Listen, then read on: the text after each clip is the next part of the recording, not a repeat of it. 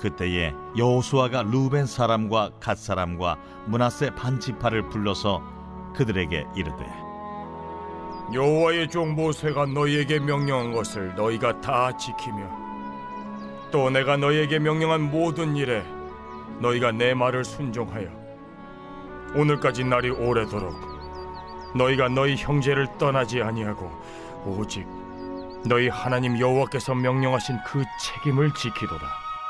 이제는 너희의 하나님 여호와께서 이미 말씀하신 대로 너희 형제에게 안식을 주셨으니 그런즉 이제 너희는 여호와의 종 모세가 요단 저쪽에서 너희에게 준 소유지로 가서 너희의 장막으로 들어가되 오직 여호와의 종 모세가 너희에게 명령한 명령과 율법을 반드시 행하여 너희의 하나님 여호와를 사랑하고 그의 모든 길로 행하며 그의 계명을 지켜 그에게 친근히 하고 너희의 마음을 다하며 성품을 다하여 그를 섬길지니라.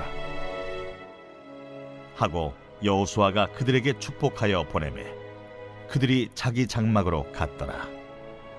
르우벤 자손과 므낫세 반 지파가 가나안 땅 요단 언덕가에 이르자 거기서 요단가에 제단을 쌓았는데 보기에 큰 제단이었더라.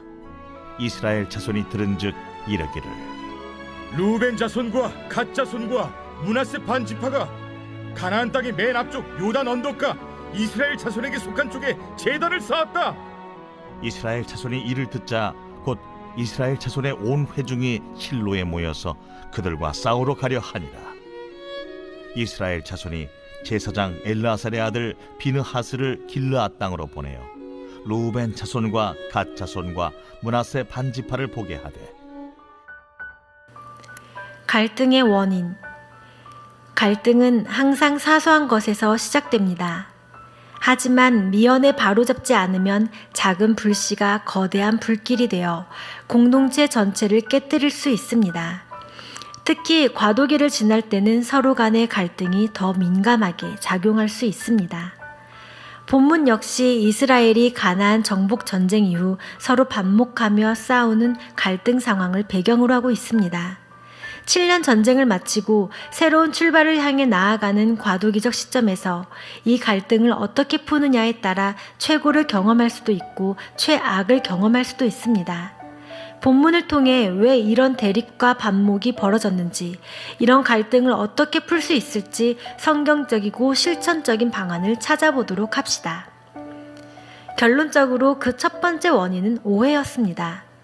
전쟁을 마치고 요단 동편에 있는 집으로 향하는 사람들은 기념비 하나 정도는 세울 수 있다고 생각했습니다.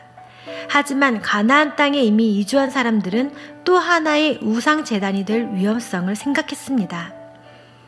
전에 광야에서 제단을 쌓았다가 하루아침에 24,000명이 죽는 엄청난 비극을 경험한 그들로서는 일종의 트라우마가 생길 만도 합니다. 사실 인생은 오해의 연속입니다. 작은 오해가 커져서 영적 전쟁까지 불사하는 게 인생입니다. 타락한 인간의 속성은 하나님을 오해, 불신, 배척, 무시, 망각하는 데 익숙합니다. 인간의 원죄도 하나님에 대한 오해에서 비롯되었습니다. 그뿐만 아니라 현실에서도 우리는 늘 하나님을 오해할 태세를 갖추고 있습니다. 고난과 역경 앞에서 우리는 하나님의 깊은 뜻을 오해하여 쉽게 좌절하고 절망하며 하나님에게서 멀어집니다. 상황이 이런 만큼 사람에 대한 오해도 빈번합니다. 부모, 형제자매, 친구, 교회 공동체와 지도자들도 쉽게 오해의 대상이 됩니다.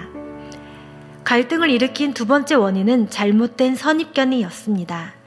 잘못된 선입견이란 내가 미리 내린 결론의 틀로 타인의 동기를 판단하는 것입니다. 그러나 성경은 선입견을 품지 말라, 미리 판단하지 말라, 심지어 원수 갚는 것도 주님께 맡기라고 말씀합니다.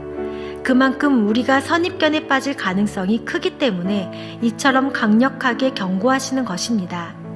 개인이나 가정, 또한 교회에서 갈등으로 심신을 소진하고 삶의 질을 떨어뜨리는 예들은 일일이 비용으로 환산한다면 얼마나 될까요? 아마도 그 엄청난 액수에 우리는 큰 충격을 받을 것입니다. 갈등 해결 방법. 그러면 오해와 선입견에서 비롯된 긴장 관계를 어떻게 해소할 수 있을까요? 이스라엘 자손이 제사장 엘르아살의 아들 비느하스를 길르앗 땅으로 보내어 르우벤 자손과 갓 자손과 므낫세 반 지파를 보게 하되, 첫째는 중재자를 통해 해결하는 방법입니다. 이스라엘은 비느하스라는 중재자를 사신으로 파견했는데 그가 중재자의 역할을 잘 감당하자 놀라운 변화가 찾아옵니다. 처음에는 상대방을 구별하여 너희라는 말을 사용하다가 나중에는 공동체 언어인 우리라는 말을 줄곧 사용합니다. 비느하스의 중재로 갈등 상태에 있던 두 당사자 간에 오가는 말과 어휘가 달라진 것입니다. 둘째는 문제를 직접 대면하는 방법입니다. 보이지 않는 곳에서 음해하거나 뒷말을 하는 것은 적절치 못합니다. 처음에는 대면 자체가 부담스럽게 느껴지겠지만 이를 잘 넘기면 문제가 해결될 뿐더러 큰 성숙의 계기도 됩니다. 갈등과 문제가 일어나면 크게 4가지 반응이 나옵니다. 문제 앞에서 도망가는 것, 문제를 외면하는 것, 문제와 싸우는 것, 그리고 문제를 직면하는 것입니다. 그리스도인은 복음의 능력으로 문제를 직면하는 사람들입니다. 갈등 해소 이후 이스라엘 백성들이 문제에 직면하여 오해를 풀려고 하자 일촉즉발의 준전시 상황이 어떻게 달라졌습니까? 제사장 엘르아살의 아들 비느하스와 지도자들이 르우벤 자손과 갓 자손을 떠나 길르앗 땅에서 가나안 땅 이스라엘 자손에게 돌아와 그들에게 보고하매 그 일이 이스라엘 자손을 즐겁게 한지라. 이스라엘 자손이 하나님을 찬송하고 르우벤 자손과 갓 자손이 거주하는 땅에 가서 싸워 그것을 멸하자 하는 말을 다시는 하지 아니하였더라. 요약하면 3가지입니다. 즐거워했고 찬송했으며 다시는 오해의 말을 퍼뜨리지 않았습니다. 갈등은 늘 있게 마련이고 그때마다 아픔을 가져옵니다. 하지만 갈등이 해결되면 하나님께서 기쁨을 주십니다. 우리는 지금 이 순간에도 다음과 같은 기도를 잊지 말아야 합니다. 주님, 갈등 유발자가 아닌 화해의 중재자가 되게 해주십시오. 이 갈등을 잘 직면하여 성숙의 기회로 삼게 해주십시오. 선입견은 색깔이 들어간 안경 렌즈와 같습니다. 안경에 어떤 색의 렌즈를 장착하느냐에 따라 세상도 그 렌즈의 색깔대로 보입니다. 따라서 선입견이라는 안경을 벗고 맨눈으로 사태의 본질을 꿰뚫어 보고자 노력해야 합니다. 인생사에서 거의 모든 과도기는 취약기입니다. 이런 때 잘못된 정보를 접하면 곧장 무서운 오해가 불거집니다. 예수님을 바라봐야 갈등이 해소되고 그래야 복음의 기쁨이 회복됩니다. 아무리 내 생각이 옳고 바르게 느껴져도 복음의 능력과 기쁨이 사라졌다면 그것은 정상이 아닙니다.